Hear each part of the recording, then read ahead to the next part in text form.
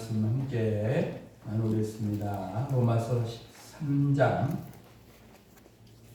8절에서 10절 말씀, 지난번에 이어서 계속해서 로마서 13장 8절 이하 10절에 있는 말씀 알고 함께 13장 8절 이하 10절에 있는 말씀 함께 봉독합니다. 피차 사랑의 빚 외에는 아무에게든지 아무 빚도 지지 말라. 남을 사랑하는 자는 율법을 다 이루었느니라. 간음하지 말라, 살인하지 말라, 도둑질하지 말라, 탐내지 말라 하는 것과 그 외에 다른 계명이 있을지라도 내 이웃을 내 자신과 같이 사랑하라 하신 그 말씀 가운데 다 들었느니라. 사랑은 이웃에게 악을 행하지 아니하나니 그러므로 사랑은 율법의 완성이니라. 아멘. 12장을 시작하면서 11장까지는 로마서의 교리, 기독교의 교리에 대한 이야기라며 12장부터 시작되는 것은 그 교리에 대한 실천, 어떻게 그 교리를 따라 살 것이냐. 다시 말해서 구원받은 성도는 어떤 삶을 살아야 하느냐. 구원받은 그리스도인은 어떤 삶을 살아야 되냐. 그 출발점이 어디서부터 시작된다고요? 교회에서부터.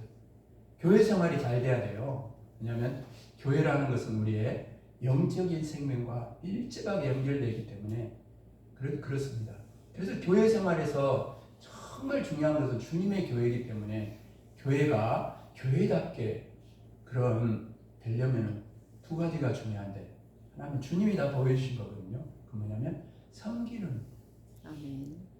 목회자로부터 성도 한 사람 한 사람 모두가 섬기면 돼요. 섬기면 사람의 소리가 안 납니다. 서운할 것도 없고요. 싸울 일도 없어요. 섬기면. 그래서 그 섬기되 뭐가 필요하냐면 사랑이 필요해요. 아멘. 사랑으로 서로 종로를 하라 그러잖아요. 아멘. 사랑. 주님이 다 보여준 거 아닙니까? 그러니까 두 가지 중요한 것은, 교회 생활이 정말 중요한 것은 헌신하고 봉사하든지 직분을 따라 뭘 하든지 교회 안에서 중요한 것은 섬김의 삶. 그리고 또 하나는 뭐냐면 사랑. 서로 사랑하는 것. 주님이 우리 이웃 공동체에, 제가 기도하면서 늘 기도하는 우리 이웃교회 캐치프레이스는 그겁니다. 사랑이 넘치는 이웃교회. 그 사랑이 여기 공동체에서 나에게서 먼저 흘러넘쳐야 되고 우리 공동체에서 흘러넘쳐야 돼요.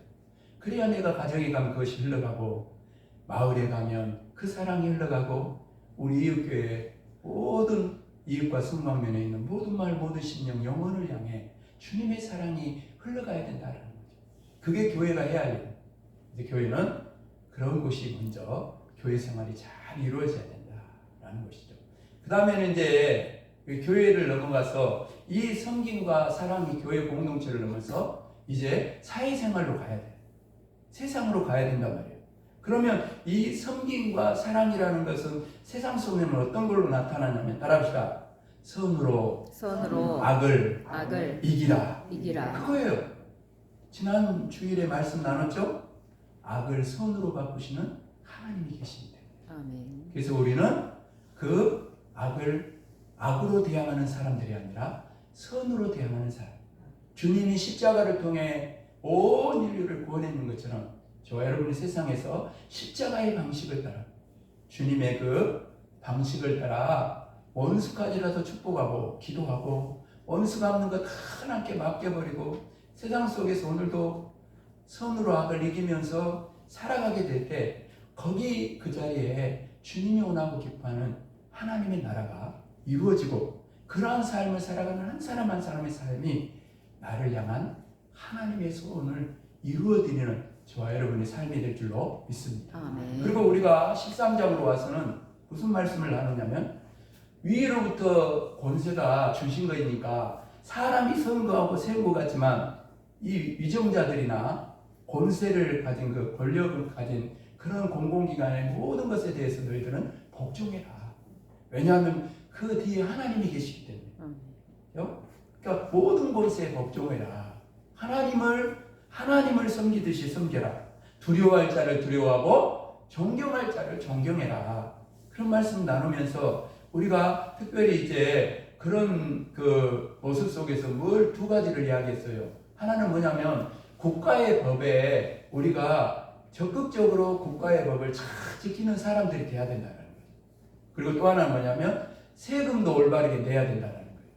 그런 것들이 다 하나님 안에서 나라와 국가를 위해서 잘 이루어지는 그런 삶을 살아갈 때 그 속에서 하나님이 우리를 통해 하나님의 일들이 아름답게 이루어진다라는 거죠.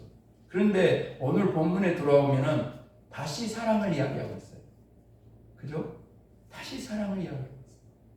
오늘 본문에 보면 여기 보면 사랑하라는 말씀을 하고 있어요. 여러분, 이 사랑하라는 말씀 앞에 신앙 양심이 자유로울 사람은 많지 않을 거예요. 우리의 지난 날들을 돌아보면서 늘 반복하는 말이 뭡니까? 내가 더 사랑했어야 했는데, 내가 더 사랑했어야 했는데. 그리고 지금도 똑같은 마음을 가지고 살아가요. 사랑해야 하는데, 용서해야 하는데. 이 세상 그 누구도요, 자신 있게 나는 사랑하는 만큼 사랑했다, 이 정도 사랑했으면 충분하다고 말할 수 있는 사람이 누가 있겠어요? 아무도 없어요. 왜요? 갚아도 다 갚을 수 없는 빚, 그것이 바로 사랑의 빚입니다. 8절을 같이 읽어볼까요? 8절 말씀 같이 다시 한번 읽어봅시다. 8절 시작. 피차 사랑의 빚에는 아무에게든지 아무 빚도 지지 말라. 남을 사랑하는 자는 율법을 다 이루었느니라. 아멘. 율법을 다 지키고 잘한다 하면서 사랑이 없으면 아무것도 아니다라는 거죠. 사랑하고 있으면 다 이루어진 거예요. 현대인의 성경은 그래서 8절 말씀을 이렇게 번역하고 있어요. 들어보세요. 여러분이 남에게 진 빚은 다 갚으십시오. 그러나 언제까지라도 사랑의 빚은 다 갚을 수 없습니다. 남을 사랑하는 일이야말로 하나님의 율법을 온전히 지키고 그분의 요구를 다 채워드리는 일입니다. 나를 향한 하나님의 소원을 다 이루어드리는 일이 뭐다? 사랑하며 사는 것이다. 사랑의 빚을 갚으며 살아가는 삶이다 라고 말하고 있어요. 우리는 사실은 서로가 서로에게 사랑의 빚을 지고 살아가는 거예요. 여러분, 사랑의 빚을 지지 않고 사는 사람은 큰 소름도 없습니다. 아무리요 부족하고 흠이 많은 부모라 할지라도요, 부모님이 나에게 해준 것이 뭐가 있습니까? 라고 따질 수 있는 자녀는 한 사람도 없어요. 10달 동안 뱃속에 품고 생명을 건 출산에 수고를 하고 부모님이 나에게 해준 것이 무엇이 있습니까? 라고 따질 수 있을 만큼 키워준 사람이 누구요?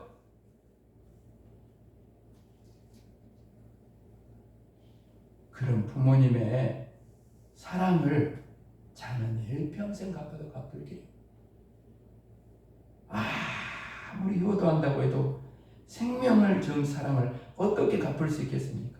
그러니까 우리는 이미 갚을 수 없는 사랑의 빚을 지고 살아가고 있는 거예요. 부모님에게만 사랑의 빚을 지고 사는 것이 아니죠. 신앙의 철이 들어보면 여러분, 오늘 우리가 이렇게 살아가고 있는 것 자체가 사랑의 빚 아닙니까? 무엇보다도 우리에게 갚을 수 없는 사랑의 빚이 있어요. 그게 바로 하나님의 사랑입니다. 아멘. 하나님께서 우리를 위해 독생자 예수 그리스도를 내어주셨어요. 예수님께서 우리를 위해 자기의 생명을 주셨어요. 사실은 내가 죽어야 하는데 예수님께서 대신 죽으셨습니다.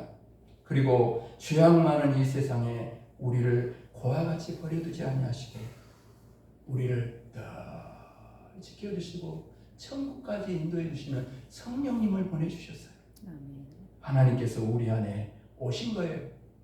우리는 하나님께 이 놀라운 사랑의 빚을 진 자들입니다.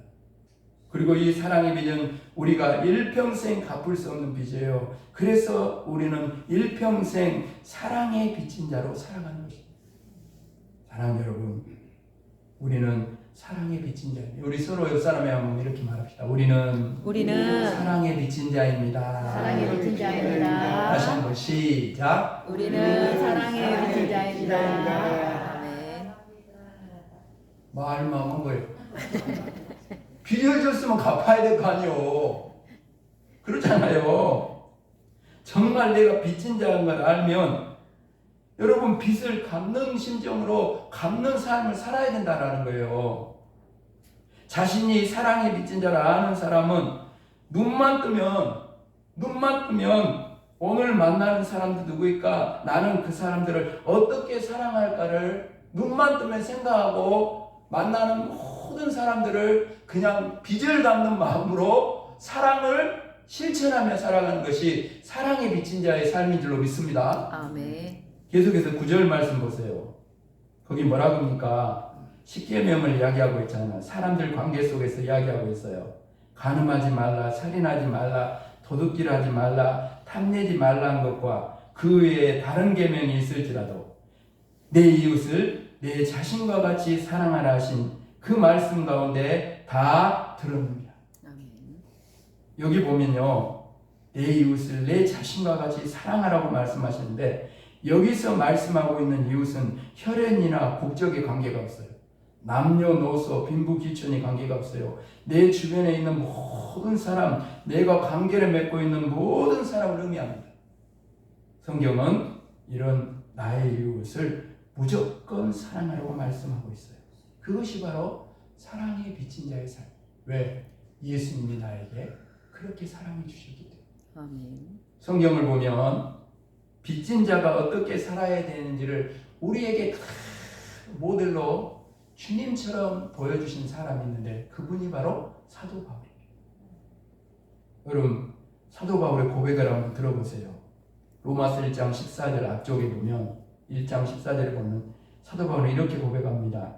헬라인이나 야만인이나 지혜 있는 자나 어리석은 자에게 다 내가 빚진 자라. 모든 사람에게 복음의 빚을 졌다. 그래서 바울은 복음 전한 일에 생명을 걸었어요. 먼 미국 땅에 있는 그 선교사님 언더우드나 아펜젤러 같은 그런 분들이 왜 왔겠어요? 복음의 빚을 지. 복음의 빚. 그 사랑의 빚 때문에 이 어두운 조선 땅에 생명을 걸고 와서 그 사랑을 전하고 복음을 전한 거 아닙니까? 사도 바울이 그런 삶을 살았다라는 거죠. 어떤 환난도 그 일을 위해서 복음의 빚을 갚기 위해서 어떤 환난도 기꺼이 감당했어요.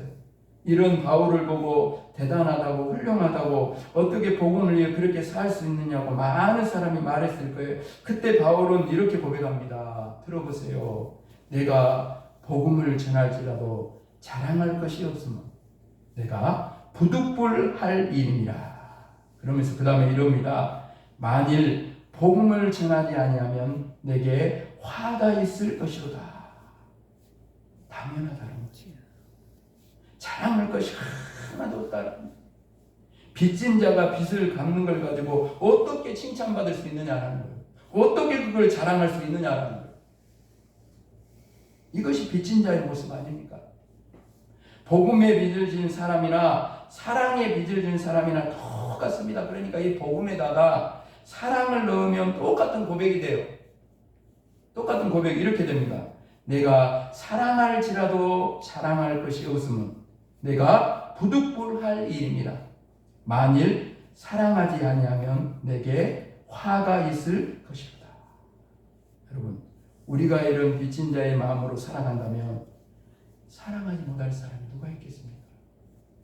결국 우리가 사랑하지 못하는 것은 내가 사랑에 빚진 자임을 살아가게 돼요.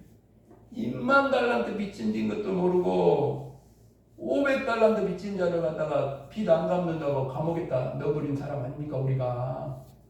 자기는 1만 달란트나 도저히 갚을 수 없는 빚을 다 탕감해주고 더 사랑해 주셔서 빚을 갚아줬더니 자기한테 500데나리온 빚진 자를 갖다가 빚 안 남는다고 감옥에다 넣어버려요? 우리의 모습 아닙니까? 우리의 모습. 내가 하나님으로부터 갚을 길 없는 사랑의 빚진 자임을 순간순간 잊어버려요. 우리가 사랑의 빚진 자로 살면 여러분 우리는 이미 하나님의 모든 말씀을 지키고 있는 삶이 됩니다. 아멘. 왜? 10절 말씀과 같이 사랑은 율법의 완성이기 때문에. 아멘. 그래서 예수님이 십자가의 사랑을 보여주면서 십자가에서 하신 마지막 말씀이 뭐예요? 다 이루었다. 뭘 이루었다는 거예요? 사랑으로 모든 율법을 다 이루었다는 거예요. 아멘. 우리가 이 사랑을 주님을 따라 실천하면 모든 율법을 다 지키고 살아가는 거예요. 이제 우리는 예수님을 따라 사랑만 하면 됩니다. 아멘. 이 진리가 얼마나 우리를 자유롭게 하는지 몰라요. 그렇게 살면 내가 행복한 거예요. 하나님께서 우리에게 사랑만 하며 살라고 하시는 것은 우리를 이 세상의 모든 걱정과 두려움과 시험과 핍박과 고통과 괴로움에서 자유롭게 하시기 위해서 그런 거예요. 그래서 하나님께서 우리를 사랑의 빚진 자로 만드는 것입니다. 사랑에 힘쓰라고 말입니다. 사랑만 하고 살라고. 여러분, 내가 사랑만 하고 살면요, 눈의 가시 같은 사람도 사라지고요, 앓든 이 같은 사람도 사라집니다. 실제로 그 사람들이 세상에서 내 눈앞에서 정말 없어져 그런 게 아니라 사랑하니까 더 이상 가시도 아니고 더 이상 앓튼이도 아니게 되는 거예요. 그래서 사랑은 허다한 죄를 돕니다. 여러분, 사랑하며 살면 더 이상 미운 사람이 없고 더 이상 보기 싫은 사람이 없고 더 이상 부담스러운 사람도 없고 더 이상 무서운 사람도 없어요. 요한일서 4장 17절입니다. 이로써 사랑이 우리에게 온전히 이루어진 것은 우리로 심판날에 담대함을 가지게 하려 함이니 주께서 그러하신 것 같이 우리도 이 세상에서 그러하리라. 사랑만 하며 살면 심판날도 두렵지 않다는 거예요. 두려움 없이 부끄러움 없이 기쁨으로 주님의 얼굴을 우리는 대하게 될 것입니다. 아멘. 이런데도 사랑하는 것을 부담스럽게 생각하십니까? 이런데도 사랑하는 것을 자꾸 나만 바보 된 것 같고 손해본다고 생각하십니까? 이런데도 억울해서 용서하지 못한다고 말씀하시겠어요? 사랑하지 못하겠다는 것, 용서하지 못하겠다는 것은 이렇게 생각하면 돼요. 일평생 나는 눈에 가시를 품고 살겠습니다. 그 고백이에요. 그 고백 아닙니까? 나는 일평생 앓는 일을 그냥 안 고치고 치과도 안 가불고 일평생이 앓는 일을 갖고 나는 살라니까 말리지 마시오. 그 사람은 똑같은 사람이에요. 사랑하는 여러분, 이 생에서 눈에 보이는 축복, 재물이나 권력이나 세상에 그런 것만 보지 말고 보이지 않지만 진정으로 하나님 내 삶에 부어지기를 원하는 것. 아멘. 그죠? 가장 큰 축복은 사랑만 하며 사는 것입니다. 아멘. 사랑하는 여러분, 이게 축복이 서로에게 이야기합시다. 사랑만 하며 사는 것이 사랑만 하며 사는 것이 가장 큰 축복입니다. 가장 큰 다시 한번, 축복입니다. 사랑만 하며 사는 것이 사랑만 하며 사는 것이 가장 큰 축복입니다. 가장 큰 축복이다. 뭘 더 바라요? 뭘 더 바라요? 그렇습니다, 여러분. 다른 것이 문제가 아니라요, 사랑하지 못했던 내가 바로 문제 아닙니까? 내 안에 사랑이 없는 것이 문제예요. 여러분, 이제 이혜인 수녀님이 시를 많이 그 의미 깊은 굉장히 뜻깊은 그런 시를 많이 이렇게 지었잖아요. 책도 많이 쓰고 그랬는데 그 시 한 편을 읽어드리고 말씀을 마무리하려고 합니다. 그 시의 제목이 뭐냐면 남 때문인 줄 알았습니다. 자기는 모르고 남의 눈에, 자기 눈에 들 보는 깨닫지 못하고, 그죠? 남의 눈에 티를 빼려고 자꾸 그런 우리의 모습, 그죠? 제가 늘 말씀드린 것처럼 저와 여러분은요, 나를 넘어가지 못할 때가 너무 많이 있어요. 나를 넘어가야 너가 보이는 것이고 우리도 보이고요, 나라 민족도 보이는 거예요. 여러분 들어보세요. 남 때문인 줄 알았습니다. 한번 눈을 감아보세요. 그리고 저와 여러분의 삶을 돌아보면서 한번 이걸 들어보세요. 남 때문인 줄 알았습니다. 내 마음이 메마를 때면 나는 늘 남을 보았습니다. 남이 나를 메마르게 하는 줄 알았기 때문입니다. 그러나 이제 보니 내가 메마르고 차가운 것은 남 때문이 아니라 내 속에 사랑이 없었기 때문이었습니다. 내 마음이 불안할 때면 나는 늘 남을 보았습니다. 남이 나를 불안하게 하는 줄 알았기 때문입니다. 그러나 이제 보니 내가 불안하고 답답한 것은 남 때문이 아니라 내 속에 사랑이 없었기 때문이었습니다. 내 마음이 외로울 때면 나는 늘 남을 보았습니다. 남이 나를 버린 줄 알았기 때문입니다. 그러나 이제 보니 내가 외롭고 허전한 것은 남 때문이 아니라 내 속에 사랑이 없었기 때문이었습니다.